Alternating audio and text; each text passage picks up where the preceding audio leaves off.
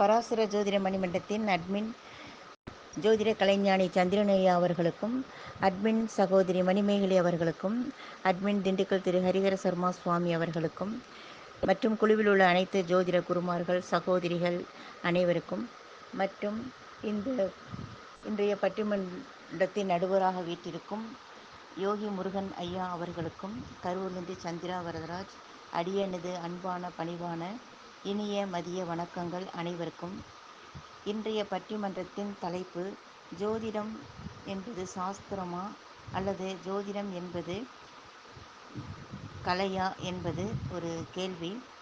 இந்த பட்டிமன்றத்தில் ஜோதிட சாஸ்திரமே என்ற அணியில் வாதாடும் ஜோதிட குருமார்கள் அனைவருக்கும், ஜோதிட கலை என்று வாதாடும் அனைவருக்கும் அடியனது அன்பான பணிவான வாழ்த்துக்களையும் நன்றிகளையும் தெரிவித்துக் கொள்கிறேன். நான் இன்று ஜோதிட கலை என்ற அணியில் பேசவிருக்கிறேன்.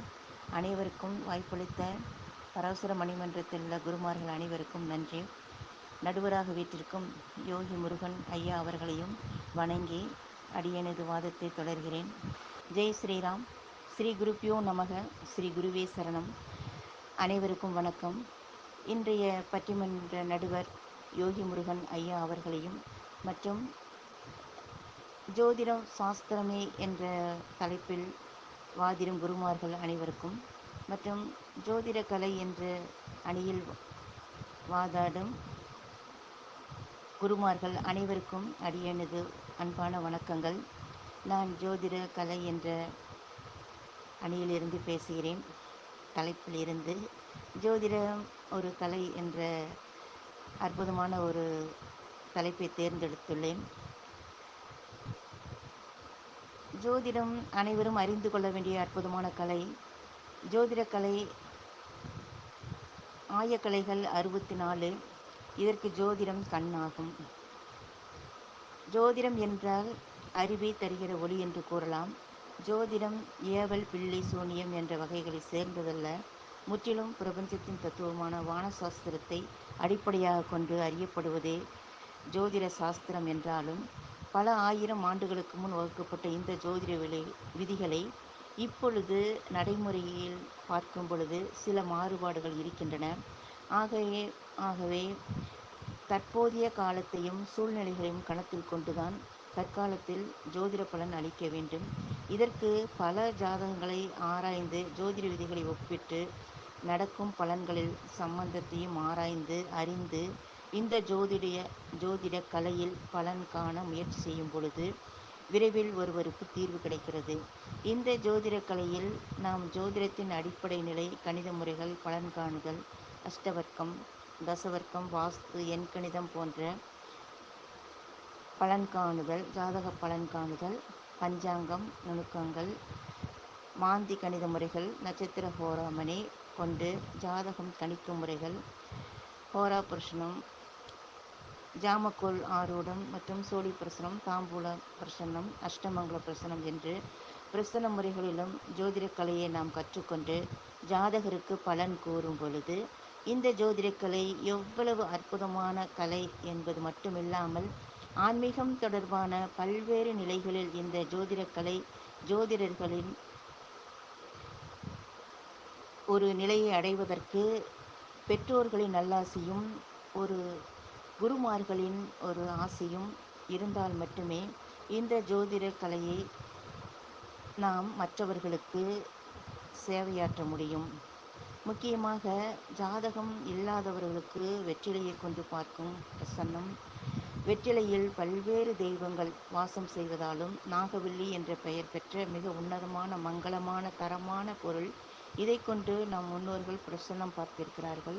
ஜோதிடக்கலையில் அற்புதமான இந்த பிரசன்னம் தாம்பூலத்தில் ருத்ரன், விஷ்ணு, சூரியன், சந்திரன், லட்சுமி, சரஸ்வதி தேவி, பார்வதி தேவி, இந்திரன், காமதேனு போன்ற சேஷ்டா தேவி என்ற மூர்த்த தேவியும் வாசம் செய்வதாகவும் அறிகிறோம். இந்த 11 தேவதைகளையும் தாம்பூலத்தில் நித்திய வாசம் செய்வதால் இதனை பிரசன்னம் பார்க்க நம் முன்னோர்கள் பயன்படுத்தியுள்ளார்கள். மற்றும் இதேபோல் இறைவனின் பரிபூர்ண அருளால் தாம்பூல பிரசன்னம் இந்த ஜோதிட கலையில் ஒரு முக்கிய அங்கம் வகிக்கிறது. அதேபோல் இந்த சோழி பிரசனம் என்று பலன் கேட்பவர்கள் அவர்களை குழப்பமடையாமல் இந்த பிரசனம் மூலம் நாம் பலன் சொல்வோம். ஜோதிடம் என்பது விஞ்ஞானபூர்வமான இந்த கலையை பூரணமாக அறிந்து கொள்ளவும் நுணுக்கங்களை இறையுருள் மற்றும் ஆக்கப்பூர்வமான ரகசியங்கள் உணரும் ஒரு திறமையுள்ள ஒரு கலையாகும் இந்த ஜோதிட கலை. இந்த ஜோதிட பிரசனத்தில் மூலம் ஆலயங்களில் தெய்வ பிரசன்னம் பார்க்கப்படுகிறது. வழி தெரியாமல் இருட்டில் நடந்து வரும் ஒவ்வொருவருக்கும் வெளிச்சம் கிடைத்தால் எவ்வளவு உதவியாக இருக்குமோ அதுபோல ஒருவரின் வாழ்க்கை பாதையில் காண்பிக்கும் வெளிச்சமாக இந்த ஜோதிடக்கலை என்றால் மிகையாகாது. நடுவர் அவர்களே, ஒருவரின் கர்மவினையின் அடிப்படையில் அனுபவிக்க இருக்கும் பலன்களை அறிந்து கொள்ள இந்த ஜோதிடக்கலை உதவுகிறது. ஒருவரின் ஜனனம் முதல் மிகச்சரியான டிகிரி சுத்தமாக கணிக்கப்பட்ட ஜாதகம் மிக அவசியம் கணிக்க. மற்றும் இந்த ஜோதிடக்கலையில் மிகவும் மகத்துவமான அஷ்டமங்கல பிரசனம் என்பது பிரஷ்னங்களின் ராஜாவாக அஷ்டமங்கல பிரசனத்தை நாம் அறிந்து கொள்வது சாதாரண விஷயமல்ல. ஜோதிடக்கலையை அறிவதற்கு கூட புண்ணியம் பலம் எவ்வளவு அவசியமோ அதைவிட இந்த மிக உன்னதமான பிரார்த்தனை தெய்வத்தின் மேல் நாம் கொண்டிருந்தால் மட்டுமே இந்த பிரசன்னங்களை ஜோதிட கலை மூலம் அறிந்து கொள்ள முடியும். தெய்வத்தின் பூரண அருளும் தாய் தந்தையரின் நல்லாசியும் இஷ்டகுல தெய்வங்களின் அனுகிரகங்களும் மூதாதையர்களின் ஆசியும் இருந்தால்தான் இத்தகைய பிரசன்னம் பார்ப்பதற்கு இந்த ஜோதிடக்கலையை கற்பதற்கு நம் தெய்வ அனுகிரகம் பெற்றிருக்க வேண்டும்.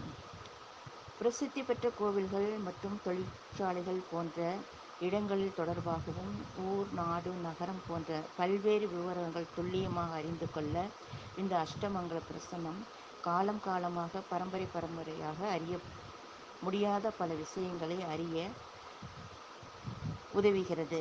பிரசன்னங்களில் முதன்மையானது இந்த அஷ்டமங்கல பிரசன்னம். இதுவே தேவ பிரசன்னம் என்று அழைக்கப்படுகிறது. ஒரு கோவிலில் வீற்றிருக்கும் தெய்வத்தின் சாநித்தியத்தை கூட அறிந்து கொள்ள உதவும் ஒரே பிரசன்னம் இந்த அஷ்டமங்கல பிரசன்னம். மேலும் குலதெய்வம் அறிய கண்டறியும் இந்த பிரசன்னம் இதுவே. எனவே நடுவர் அவர்களே, இந்த ஜோதிடக்கலை பற்றிய இந்த ஜோதிடக்கலை மூலம் பலரின் வாழ்க்கையில் ஒளியேற்ற முடியும். வானத்தில் உலாவித் திரியும் கோள்கள் மண்ணில் வாழும் மனிதன் மீது எத்தகைய ஆதிக்கம் செலுத்துகின்றன என்பதை விவரிப்பதே ஜோசிய கலை என்பதாகும்.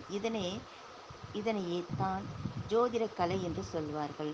ஜோதிடம் என்பது ஜோதிஷம் என்ற வடமொழி சொல்லின் தமிழ் வடிவம். வானவெளி என்பது நமது பூமியை சுற்றியுள்ள ஒரு மாபெரும் வட்டமாகும். இந்த வட்டத்தை 12 பகுதிகளாக பிரித்திருக்கிறார்கள். இந்த பகுதியைத்தான் ராசிகள் என்று பெயர். ஒரு காலத்தில் நான் ஜோதிடத்தில் நம்பிக்கை இல்லாதவராக இருந்தேன். அதற்கு காரணம் இருந்தது. ஏனென்றால் குடும்பத்தில் பெற்றோர்கள் ஜாதகம் அன்று ஜோதிடரிடம் சென்று பார்த்தார்கள். அவர்கள் பார்க்கும் பொழுது நாம் அதை பற்றி ஒரு முழுமையான ஒரு விவரம் தெரியவில்லை. பிறகு நமது குழந்தைகளுக்காக ஜாதகம் பார்க்க ஜாதக நோட்டை எடுத்துக்கொண்டு ஜாதகம் சொல்லும் பொழுதுதான் தெரிகிறது, நடுவர் அவர்களே, ஜோதிடத்தில் இவ்வளவு உன்னதமான பலன்கள் ஜாதகத்தை கொண்டு அறிய முடிகிறது என்று வியப்படைந்தேன். ஜோதிடத்தை பற்றி தெரிந்து கொள்ள முடிவு செய்தேன். அன்று முதல் ஜோதிட கலையை பற்றி அறிந்து கொள்ள எனக்கு ஜோதிட கலையில் புதுமையான ஆர்வம் அறிந்து கொள்ள பிறந்தது. அதை கற்றுக்கொள்ள தொடங்கினேன். ஏராளமான நூல்களை ஆராய்ந்தேன். ஸ்ரீஹரி ஜோதிட வித்தியாலயத்தில் குரு திசை குரு புத்தியில் ஜோதிடம் கற்க ஆரம்பித்து ஜோதிட கலாநிதி முடித்ததும் மற்றும் ஜோதிட கலையை கற்றுக்கொள்ளும் ஆர்வம் மென்மேலும் அதிகரித்து கொண்டுதான் இருந்தது. குருமார்களிடம் இலக்கண சூற்ற வகுப்புகள் மற்றும் பல வித்தியார்களின் வகுப்புகளை ஆர்வமுடன் கவனித்து இந்த ஜோதிட கலையை கற்றுக்கொள்வதுடன் தேர்ச்சி பெற்ற குருமார்களிடம் தலை சிறந்த ஜோதிடர்களிடம் கற்றுக்கொள்ளும் மேலும் இந்த ஜோதிட கலையை கற்றுக்கொள்ளும் ஆர்வம் ஜோதிடம் என்ற கடல் போன்றது. இதை முழுமையாக கற்றுக்கொள்ள எவராலும் முடியாது நடுவர் அவர்களே. எனினும் முயன்று கற்றுக்கொண்டால் நல்ல தேர்ச்சி அடையலாம். ஒருவர் ஜாதகத்தை பல்வேறு கோணங்களில் ஆராய்ச்சி செய்து அவர்களுக்கு பலன் உரைக்கும் பொழுது ஜோதிட கலையில் எனக்கு ஒரு தெளிவும் ஒரு தேர்ச்சியும் திறமையும் மன நிறைவும் ஏற்பட்டது. ஜோதிட ஆசான்களிடம் குருமார்களிடம் ஜோதிட கலையை கற்றுக்கொள்ளும் பொழுது இப்படி ஒரு மகா உன்னதமான ஒரு வாய்ப்பை நல்கிய இறைவனுக்கு நன்றி சொல்கிறேன். நடுவர் அவர்களே, ஜோதிடம் என்பது ஆகாயத்தில் ஜோதியாக புலப்படுகின்ற கோள்களால் நமக்கு உண்டாகின்ற நன்மை தீமைகளை பற்றி முன்னதாகவே தெரிந்து கொள்கிற ஒரு சாஸ்திரம் என்றாலும் நடுவர் அவர்களே, இந்த ஜோதிட கலையை நாம் கற்றுக்கொண்டு நம்மை நாடி வரும் ஜாதகருடைய வாழ்வில் எதிர்வரும் காலத்தில் நடக்கப் போகின்ற நன்மை தீமைகளை பற்றி அவர்களுக்கு பொருள் தேடும் விஷயத்தில் உதவுகின்ற கருவியாகவும், ஆபத்தான வாழ்க்கை கடலை தாண்டும் விஷயத்தில் கப்பலாகவும், சத்ரு ஜெயத்தை விரும்பும் சமயங்களில் நல்ல மதிநுட்பம் நிறைந்த மந்திரியாகவும், சுருக்கமாக சொல்லப்போனால் ஜாதகரின் வாழ்க்கை பயணித்து அவர் எளிமையாக அவருடைய இன்பமான வாழ்க்கைக்கு வழிகாட்டும் உன்னதமான இந்த ஜோதிட கலை ஒரு தெய்வீக கலை. நடுவர் அவர்களே, ஜோதிட சாஸ்திரங்கள் வரையறுக்கப்பட்ட ஒன்றாக இருந்தாலும் நாம் இந்த ஜோதிட கலையை மிக சரியான முறையில் அறிந்து கொள்ளும் பொழுதுதான் ஒரு தனி மனிதனின் வாழ்க்கை நிலைப்பாட்டை அறிந்து கொள்வது மட்டுமில்லாமல் கால தேச வர்த்தமானங்கள், பருவ காலங்கள், இயற்கை சீற்றங்கள் மற்றும் சமூக நிலைப்பாடுகள் பற்றி தெரிந்து கொள்ளவும் உதவி புரிகிறது இந்த ஜோதிடக்கலை. இவ்வாறு அனைத்து நிலைகளும் உதவக்கூடிய இந்த உயர்ந்த ஜோதிடக்கலையே ஜோதிடத்தின் வளர்ச்சியாகும். நடுவர் அவர்களே, தெய்வ விக்கிரகங்கள் செதுக்கும் சிற்பி கல்லுக்குள் தேரை இருந்தாலும் அதை கண்டுபிடித்து நல்ல கருங்கல்லில் சிலை வடிப்பது போல நம்மிடம் வரும் ஜாதகம் கேட்க வருவோரிடம் ஜாதகத்தில் உள்ள குறைகளை ஆராய்ந்து அறிந்து அவர்களுக்கு வெளிச்சம் அவர்கள் வாழ்வில் ஏற்பட இந்த ஜோதிடக்கலை மூலம் அவர்களுக்கு நம்பிக்கை ஊட்டுகிறோம். எப்படி என்று கேட்கிறீர்களா நடுவர் அவர்களே? கரும்புக்குள் இனிப்பானது ஒவ்வொரு அணுவிலும் உள்ளது. கரும்பை பிழிந்து சுவைத்தால் அது உணரப்பெறுகிறது இனிப்பானது. ஒவ்வொரு அணுவிலும் உள்ள கரும்பை பிழிந்து சுவைத்து உணரும் பொழுது அதன் அதன் இனிமை நம்மளுக்கு தெரிகிறது. பாலில் உள்ள நெய் தயிராகி கடைந்தால் வெளிப்படும். அதே போலவே தான் நடுவர் அவர்களே, இந்த ஜோதிடக்கலை மூலம் ஒரு ஜாதகரின் வாழ்க்கையில் துன்பங்கள் மாறி இன்பமாக வாழ வழிகாட்ட முடியும்.